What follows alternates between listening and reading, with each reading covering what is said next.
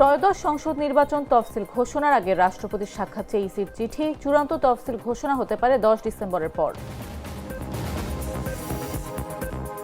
চিকিৎসক বোর্ডের সিদ্ধান্ত অনুযায়ী মধ্যরাতের পর খালেদা জিয়াকে লন্ডনে নেওয়া হবে বলে জানিয়েছেন ডাক্তার জাহিদ। সঙ্গে থাকবেন দেশি বিদেশি চিকিৎসকও। জুলাই আগস্টে ইন্টারনেট বন্ধ করে গণহত্যার দায় সজীব ওয়াজেদ জয় ও পলকের বিরুদ্ধে গ্রেফতারি পরোয়ানা জারি। নতুন বাবরি মসজিদ নির্মাণের ঘোষণা দেয় তৃণমূল নেতা হুমায়ুন কবিরকে দল থেকে বরখাস্ত।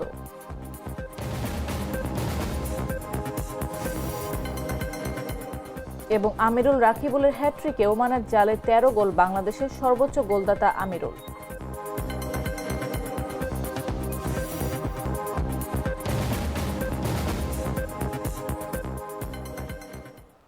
সন্ধ্যা 7টা নিউজে সবাইকে আমন্ত্রণ। সাথে আছে আমি নাফিস আব্দুল্লাহ। সাধারণ খাবার এখন হবে অসাধারণ। প্রাণ স্বাদের মশলা, স্বাদ বাড়ায়, ঘ্রাণ ছড়ায়। ত্রয়োদশ জাতীয় সংসদ নির্বাচন ও গণভোটের তফসিল ঘোষণার আগে রাষ্ট্রপতির সঙ্গে সাক্ষাৎ করতে যাচ্ছেন এএমএম নাসির উদ্দিনের নেতৃত্বাধীন নির্বাচন কমিশন। আগামী 10 ডিসেম্বর সাক্ষাতের সময় চেয়ে রাষ্ট্রপতির কার্যালয়ে চিঠি পাঠানো হয়েছে বলে সংশ্লিষ্ট সূত্রে জানা গেছে। বৃহস্পতিবার একজন নির্বাচন কমিশনার এই তথ্য জানিয়েছেন। আগামী 7 ডিসেম্বর তফসিল নিয়ে কমিশনের সভা রয়েছে। নির্বাচন কমিশনার জানায় 10 ডিসেম্বর মহামান্য রাষ্ট্রপতির সঙ্গে সাক্ষাৎ হবে। এর 2-1 দিনের মধ্যে তফসিল ঘোষণা করা হতে পারে। প্রথা অনুযায়ী রাষ্ট্রপতির সঙ্গে তফসিল ঘোষণার আগে দেখা করে তফসিল চূড়ান্ত করা হয়। জানতে চাইলে নির্বাচন কমিশনার আব্দুর রহমানুল মাসুদ জানান, আরপিওর সবশেষ সংশোধনীয় অনুমোদন হয়েছে। সব ধরনের প্রস্তুতি গুছিয়ে আনা হয়েছে। রাষ্ট্রপতির সঙ্গে সাক্ষাতের পর তফসিল ঘোষণা করা হবে।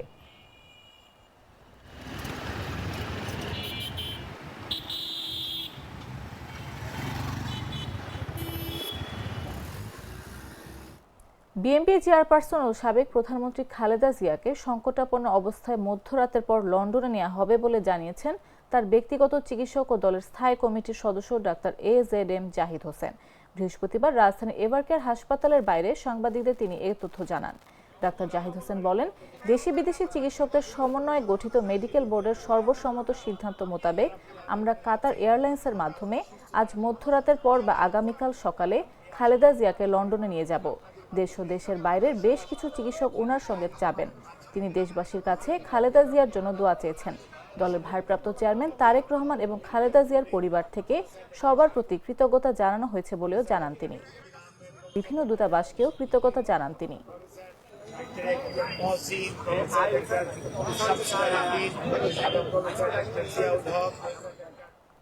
জুলাই আগস্টে ইন্টারনেট বন্ধ করে গণহত্যার দায়ে মানবতাবিরোধী অপরাধের মামলায় সাবেক প্রধানমন্ত্রী শেখ হাসিনা পুত্র সজীব ওয়াজেদ জয় ও সাবেক আইসিটি প্রতিমন্ত্রী জুনায়েদ আহমেদ পলকের বিরুদ্ধে আনুষ্ঠানিক অভিযোগ আমলে নিয়েছেন আন্তর্জাতিক অপরাধ ট্রাইব্যুনাল। একই সঙ্গে জয়ের বিরুদ্ধে গ্রেফতারি পরোয়ানা জারি করা হয়েছে। বৃহস্পতিবার ট্রাইব্যুনাল 1-এর চেয়ারম্যান বিচারপতি মোহাম্মদ গোলাম মর্তুজা মজুমদারের নেতৃত্বাধীন বিচারিক প্যানেল এ আদেশ দেন। পরবর্তী শুনানির জন্য আগামী 10 ডিসেম্বর দিন ধার্য করা হয়। ট্রাইব্যুনালে প্রসিকিউশনের পক্ষে শুনানি করেন প্রসিকিউটর গাজী এইচ তামিম। তিনি এই মামলায় পলাতক আসামির বিরুদ্ধে গ্রেফতারি পরোয়ানা জারির আবেদন করেন। পরে তা মঞ্জুর করেন আদালত। এদিন ইন্টারনেট বন্ধ করে গণহত্যার দায়ে জয় ও পলকের বিরুদ্ধে ফরমাল চার্জ জমা দেয় প্রসিকিউশন। এর আগে বুধবার সন্ধ্যায় তাদের বিরুদ্ধে তদন্ত প্রতিবেদন হাতে পেয়েছেন বলে জানিয়েছেন প্রসিকিউটর তামিম।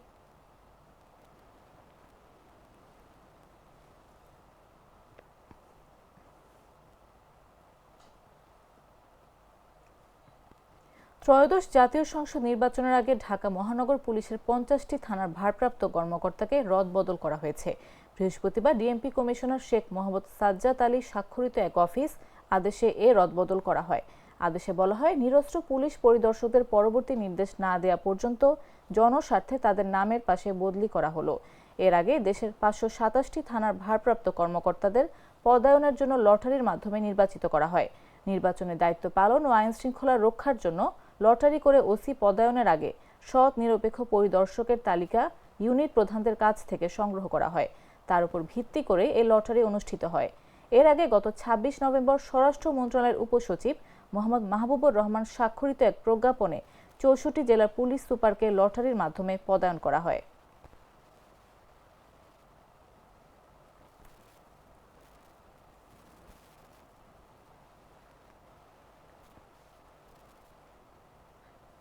ঢাকার আশুলিয়া এক শিক্ষার্থীকে সংঘবদ্ধ ধর্ষণের ঘটনায় গণবিশ্ববিদ্যালয়ের 4 শিক্ষার্থীকে গ্রেফতারের পর ন্যায় বিচারের দাবিতে মানববন্ধন অনুষ্ঠিত হয়েছে। বুধবার ঢাকা চিফ জুডিশিয়াল ম্যাজিস্ট্রেট আদালত প্রাঙ্গণে এই মানববন্ধন কর্মসূচি আয়োজন করে গণবিশ্ববিদ্যালয়ের আইন সমিতির ঢাকা বার শাখা। মানববন্ধনে বক্তারা বিশ্ববিদ্যালয়টির উপাচার্যের পদত্যাগের পাশাপাশি 3টি মূল দাবি জানান। মানববন্ধন শুরু হওয়ার সময় পুলিশ অভিযুক্তদের আদালতে নিয়ে আসে। তখন বিশ্ববিদ্যালয়ের সাবেক শিক্ষার্থীরা অপরাধীদের সামনে মানববন্ধনের ব্যানারটি ধরে প্রতিবাদ জানায়। বিশ্ববিদ্যালয় 32তম ব্যাচের একজন আইন বিভাগের শিক্ষার্থী তার সহপাঠী কর্তৃক কয়েকবার ধর্ষণের শিকার হয়েছে এবং এই বিষয়ে বিশ্ববিদ্যালয় প্রশাসনে অবহিত করার পরও প্রশাসন কোনো ব্যবস্থা না নিয়ে উল্টো প্রশাসনিক ভবনে এই ভিকটিমের পরিবারকে বেঁধে আটকে রেখে হুমকি দেয় যে তারা যেন তাদের অভিযোগটা প্রত্যাহার করে নেয়। পরবর্তীতে ভিকটিমের পরিবার কোনোরকম সুরাহা না পেয়ে থানায় শরণাপন্ন হয় এবং থানা কর্তৃপক্ষ 4 জন আসামিকে ধৃত করতে সফল হয়। আমরা চাই সুষ্ঠু বিচার চাচ্ছি এবং সর্বোচ্চ শাস্তি দাবি করছি। পাশাপাশি আমাদের এই অথর্ব প্রশাসন, ভিসি এবং ডিপার্টমেন্টের প্রধান এবং শিক্ষক যারা জড়িত তাদেরকে অতি বিলম্ব তাদেরকে পদত্যাগে আইনের আওতায় আনা হোক এবং তাদের চকলেটে একাকার হয়ে ওঠা প্রাণ লেয়ার সম্পর্কের মিষ্টি ম্যাজিক। সৈয়দপুরের রেলওয়ের সকল ট্রেডে পদোন্নতি ও দ্রুত পে কমিশন বাস্তবায়নের দাবিতে বিক্ষোভ মিছিল ও প্রতিবাদ সভা করেছেন শ্রমিকেরা। বৃহস্পতিবার দেশের বৃহত্তর সৈয়দপুর রেলওয়ে কারখানায় এই কর্মসূচি পালন করেন তারা। শ্রমিকরা বলেন, আগামী 15 ডিসেম্বরের মধ্যে রেলওয়ের সকল ট্রেডে পদোন্নতি ও পে কমিশন বাস্তবায়ন করতে হবে। সরকারের দাবি পূরণে কোনো প্রকার টালবাহানা করলে রেলের চাকা বন্ধ করে দেওয়া হবে। সেই সঙ্গে রেলের সকল কর্মচারীরা রাজপথে নামতে বাধ্য হবেন বলে হুঁশিয়ারি দেন। এতে জাতীয়তাবাদী রেল শ্রমিক দল, রেলওয়ে শ্রমিক ইউনিয়ন, বিআরইএল, রেলওয়ে কারিগরি পরিষদ, ওপেন লাইন শাখা সহ বিভিন্ন ট্রেড ইউনিয়নের নেতাকর্মী এবং রেলওয়ে কারখানার শ্রমিক কর্মচারীরা অংশ নেয়। জাতীয় নবম পে স্কেলের বাস্তবায়নকে কেন্দ্র করে আজকের আমরা আয়োজন করেছি। আমাদের দাবিটা হলো যে আসলে আমরা শ্রমিক মানুষ, দীর্ঘদিন ধরে আমাদের সেই 15 সালে পে স্কেল দিয়েছেন বিগত ফ্যাসিস্ট সরকার। এরপরে বহুত আন্দোলন হয়েছে, আন্দোলনের মাধ্যমে আমরা কিছু দোষর থাকার কারণেই আমরা এই আন্দোলনকে বাস্তবায়ন করতে পারি নাই। ফ্যাসিস্ট সরকার আমাদেরকে পে স্কেল ঘোষণা করেন নাই। আমি সকল কর্মচারীর পক্ষ থেকে বলতে চাই, নবম পে স্কেল অতি দ্রুত এটা সমাধান করে দিবেন। আর সকল গ্রেডের পদোন্নতি, যদি এই দাবিগুলো আমাদের না মানা হয় তাহলে আমাদের কারখানার শ্রমিক যারা আছে তারা এই কারখানা থেকে সকল ধরনের আউটটার্ন বন্ধ করে দিবে। বর্তমান অন্তর্বর্তীকালীন সরকারের মাননীয় প্রধান উপদেষ্টা মহোদয়কে আপনাদের মিডিয়ার মাধ্যমে জানাই দিতে চাচ্ছি, আমাদের 1 জানুয়ারি থেকে পে স্কেল কার্যকর করতে হবে, না হলে রেলের চাকা বন্ধ হয়ে যাবে। সারা বাংলাদেশে দুর্বার আন্দোলনের মাধ্যমে আমাদের দাবি আদায় করে নিমু। বাগেরহাটে একটি ফার্নিচারের দোকানে অগ্নিকাণ্ডের ঘটনা ঘটেছে। এতে প্রায় 7 লাখ টাকার ক্ষতি হয়েছে বলে দাবি করা হয়েছে। বৃহস্পতিবার ভোরের দিকে শহরের দশানী এলজিইডি মোড় এলাকায় আব্দুল কাইয়ুমের দোকানে এই অগ্নিকাণ্ডের ঘটনা ঘটে। খবর পেয়ে বাগেরহাট ফায়ার সার্ভিসের একটি ইউনিট 1 ঘন্টার চেষ্টায় আগুন নিয়ন্ত্রণে আনে। ততক্ষণে দোকানের সব মালামাল পুড়ে ছাই হয়ে যায়। প্রত্যক্ষদর্শীরা জানায়, ভোররাতে হঠাৎ চিৎকার চেঁচামেচি শুনে দেখা যায় দোকানে আগুন জ্বলছে। পরে ফায়ার সার্ভিস এসে আগুন নিয়ন্ত্রণে আনে। ক্ষতিগ্রস্ত ব্যবসায়ী জানায়, পরিবারের 5 সদস্যের ভরণ পোষণ এই দোকান দিয়ে চলতো। এখন আমি সম্পূর্ণ নিঃস্ব। বুঝতে পারছি না কীভাবে আগুনটা লাগবে। হয়তো হতে পারে, আমার কোনো সত্যতা নাই আমি মনে করি, কিন্তু কিভাবে লাগলো আমি এটা সঠিকভাবে বুঝতে পারছি না। এই ঘরটা আমার পাশাপাশি, কিন্তু তার যে এত বড় একটা ক্ষতি হয়েছে চিন্তা করার মতো না। আমরা চিন্তা করতে পারি না যে হৃদয় বিদারক একটা ঘটনা। আমাদের সকলের এখানে আমরা যারা উপস্থিত আছি, আমাদের সকলের দাবি থাকবে, আমাদের ভাই তিনি খুবই গরিব, এই যে তার যে ব্যবসা প্রতিষ্ঠান ফার্নিচারটা পুড়ে গেল, সরকার তাকে এমন একটা ব্যবস্থা করে দিবে যেন সে আবার সচ্ছলতায় ফিরে এসে আবারও তাদের পরিবারকে তারা সুন্দরভাবে চলাচলের মতো ব্যবস্থা হয়ে যায়। এই দাবি আমাদের সরকারের কাছে থাকবে। বাছাইকৃত লাল সরিষার দানা থেকে তৈরি হয় প্রাণ সরিষার তেল, আসল ঝাঁঝে আসল স্বাদে। জানাবো আন্তর্জাতিক সংবাদ।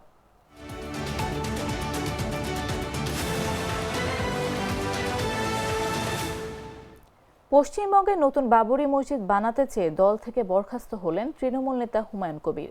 দলীয় শৃঙ্খলা ভঙ্গের অভিযোগে বৃহস্পতিবার তাকে বরখাস্ত করে তৃণমূল কংগ্রেস। এক সংবাদ সম্মেলনে একথা জানিয়েছেন কলকাতার মেয়র ও রাজ্যের মন্ত্রী ফিরহাদ হাকিম। তিনি বলেন, হুমায়ুন কবিরকে 3 বার সতর্ক করা হয়েছিল। হঠাৎ তিনি ঘোষণা করলেন বাবরি মসজিদ তৈরি করবেন। আমরা আগেই তাকে সতর্ক করেছিলাম। তাই দলের শৃঙ্খলা রক্ষা কমিটির সিদ্ধান্তের ভিত্তিতে বিধায়ক হুমায়ুন কবিরকে সাময়িক বরখাস্ত করা হচ্ছে। আগামী 6 ডিসেম্বর মুর্শিদাবাদে নতুন বাবরি মসজিদের ভিত্তিপ্রস্তর স্থাপনের ডাক দিয়েছিলেন হুমায়ুন কবির। তৃণমূল কংগ্রেস এই বিষয়ে প্রকাশ্যে কিছু না বললেও ধর্মনিরপেক্ষতার বার্তা দিয়েছিল। নিজের অবস্থানে অনড় ছিলেন ভরতপুরের তৃণমূল বিধায়ক হুমায়ুনও। তিনি বলেছেন, কাকে পাশে পেলাম বা না পেলাম তা নিয়ে আমি চিন্তিত নই। তার এই অবস্থানের পরে বৃহস্পতিবার তৃণমূল কংগ্রেস তাকে দল থেকে সাময়িক বরখাস্তের কথা জানিয়ে দেয়।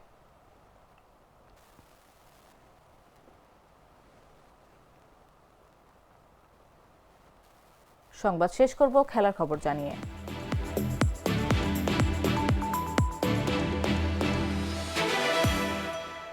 যুব হকির বিশ্বকাপে গ্রুপ পর্বের খেলা শেষে এখন চলছে স্থান নির্ধারণী ম্যাচ। অবিশ্বাস্য পারফরম্যান্স উপহার দিয়ে যাচ্ছেন আমিরুল। করেছেন আসরে নিজের 3য় হ্যাট্রিক।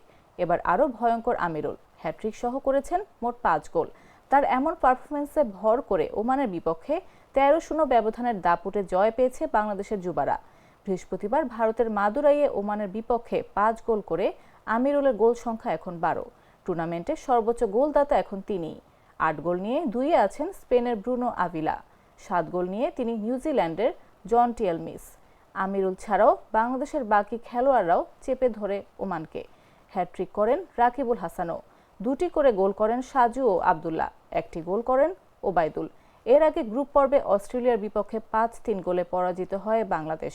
3-3 গোলে ড্র করে দক্ষিণ কোরিয়ার বিপক্ষে 2 ম্যাচেই হ্যাট্রিক করেন আমিরুল। গ্রুপ পর্বের শেষ ম্যাচে ফ্রান্সের বিপক্ষে 3-2 ব্যবধানে হারে বাংলাদেশ। সেই ম্যাচেও 1টি গোল পান আমিরুল।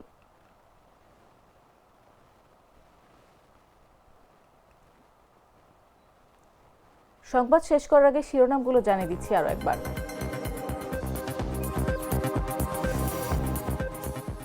ত্রয়োদশ সংসদ নির্বাচন তফসিল ঘোষণার আগে রাষ্ট্রপতির সাক্ষাৎ চেয়ে ইসির চিঠি। চূড়ান্ত তফসিল ঘোষণা হতে পারে আগামী 10 ডিসেম্বরের পরে।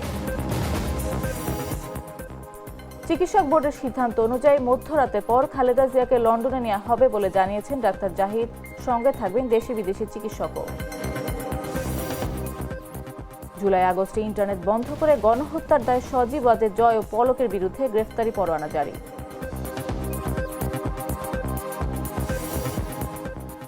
নতুন বাবরি মসজিদ নির্মাণের ঘোষণা দেয় তৃণমূল নেতা হুমায়ুন কবিরকে দল থেকে বরখাস্ত।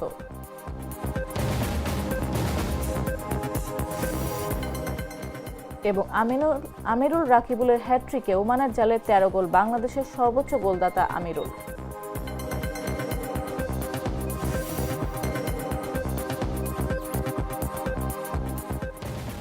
দর্শক, এই ছিল এখনকার মতো। প্রতি মুহূর্তের সর্বশেষ খবর পেতে ভিজিট করুন jagonews24.com, ফলো করুন আমাদের ভেরিফাইড ফেসবুক পেজ এবং সাবস্ক্রাইব করুন জাগো নিউজের ইউটিউব চ্যানেল। এতক্ষণ সাথে থাকার জন্য ধন্যবাদ সবাইকে।